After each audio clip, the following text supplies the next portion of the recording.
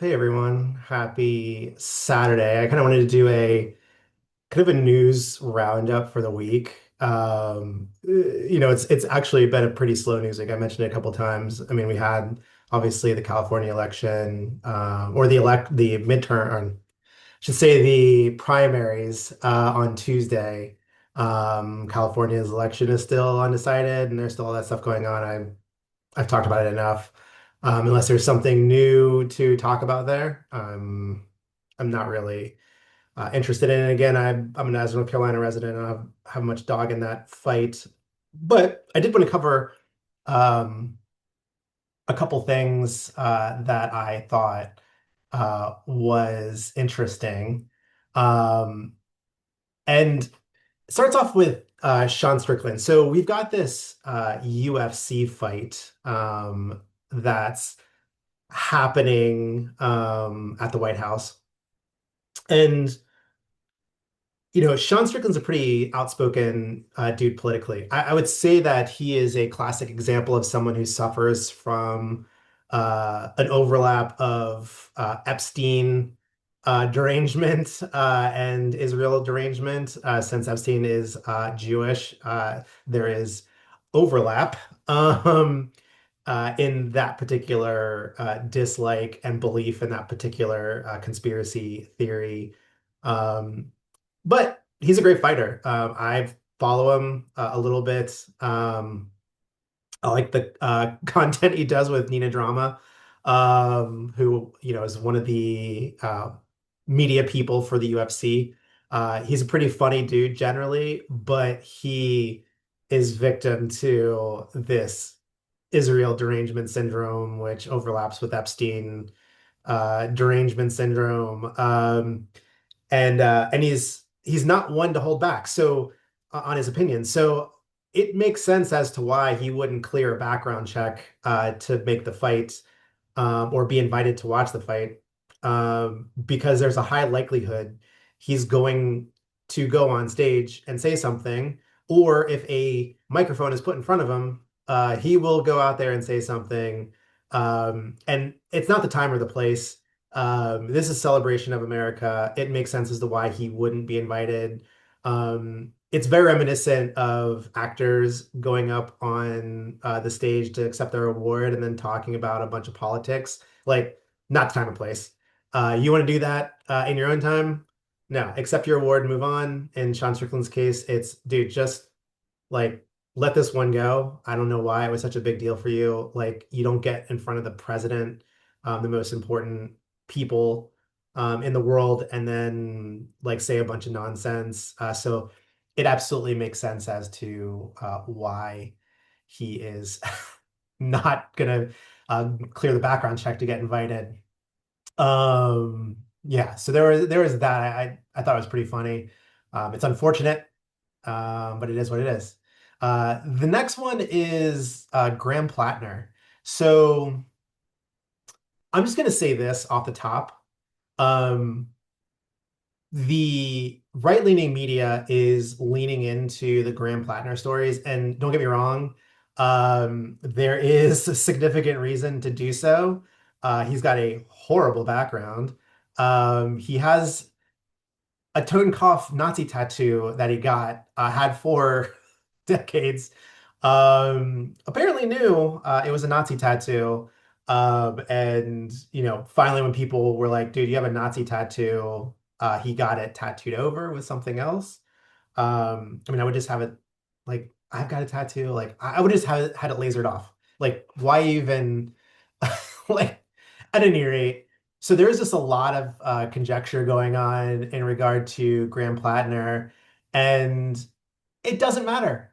It literally doesn't matter. Um, Democrats are going to vote in Graham Platner, or they're going to vote for Graham Platner because he's basically the only choice they have. There's another person running who had suspended her campaign, still on the ballot. Um, but people are going to vote for Graham Platner. Democrats specifically are going to vote for Graham Platner because he's a Democrat choice. And they think that he's the best option. And nothing proves that more than just looking in the past.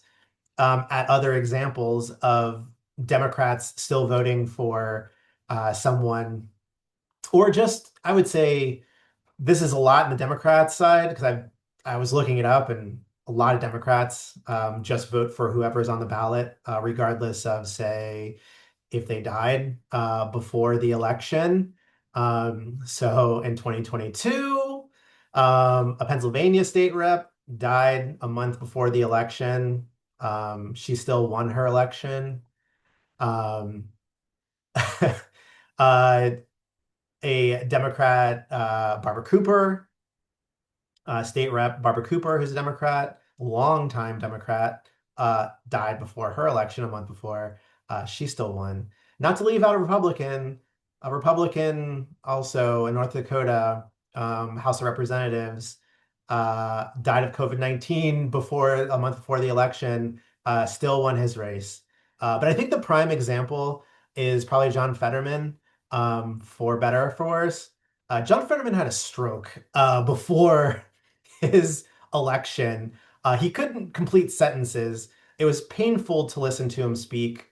He couldn't function well. Fast forward, he's speaking a little better. It's not great. Um, but at the same time, he's also like one of the sane Democrats out there. So it ended up working out. But nonetheless, John Fetterman had a effing stroke before his election. By all means, should have dropped out of the race, didn't, still won his seat. Um, we have the Attorney General, Jay Jones, who's probably the closest parallel to Graham Platner, because of horrific things that he said and did in the past, and not even like the distant past, but like a recent past. Um, I think the whole texting thing, where he thought he was texting another Democrat, instead texted a Republican, when she was like, "Why are you sending this to me?" He doubled down, and and it was in reference to wishing death on Republicans or specific Republicans. He doubled down in the follow-up. Kind of a big deal. I think there was also an accusation that of domestic abuse. Again, this guy, very parallel to Graham Platner. Still won. Still won. So again, at the end of the day, it doesn't matter. Democrats are going to vote for they're going to vote for Graham Platner because he's on the ticket. They believe he represents the working man, and is a real Mainer. Yeah, again, not an election that I have a dog in the fight in, but nonetheless, just I just find the media coverage of it like a little over the top. To kind of round it out, there's a sad story um, of Henry Nowak, who was killed by a Sikh. The police were called. He's dying out on the street. The police put him in cuffs, and because of racism, fast forward, he dies in the custody of police. And the Sikh man who ultimately murdered him um, was found guilty. I would say this is a big deal if you're in the UK. Like, I I feel sad that Henry Nowak died in the way that he did, because it was completely preventable. And I'll get into why I think it matters. Um, but generally speaking, I have a hesitancy to really cover a lot of this particular story, um, because it kind of rings the same way as George Floyd. Like, why were people in the UK out protesting the death of George Floyd? Like, he's not a UK citizen. Like, why do they care? Like, what is the deal? Um, Obviously, it was really because Black Lives Matter was funding all of this stuff in most Western countries, and so they were out protesting for George Floyd in European Like, it doesn't make any sense. the same way that it doesn't make sense at the way that the media is covering it. I'll say specifically right-wing media is talking about this. I would say what matters about it is it is a sign of how going extremely liberal on certain policies specific to immigrants, and in this case, specifically minorities, can go awry, and where the US may ultimately end up if Democrats more specifically continue down this path of um, migrants are the oppressed, we are the oppressor. We need to make sure that we cater to them no matter what. And if you're white, you're kind of screwed and you're SOL. Like from that perspective, yes, that's what we want to stay away from, and that's what we want to keep a lookout for in policy implications. But to the extent that anybody here in the US would be talking or spending a lot of time covering a story that is a UK story, like it's sad. It's very sad and it's messed up. Makes me not want to visit the UK at all. One of the few places I haven't been that I really want to go, I've actually, well, not family in the UK. I've got family spread across Scotland, and then a little bit, I guess, in the UK, in Ireland. But like again, this is not our story and it's not our fight. And so it gets a lot of coverage. Don't know why. But at any rate, those are the things outside of kind of the California race that were happening this week and that are being talked about. I mean, also there's Iran, but literally there's no new news on Iran.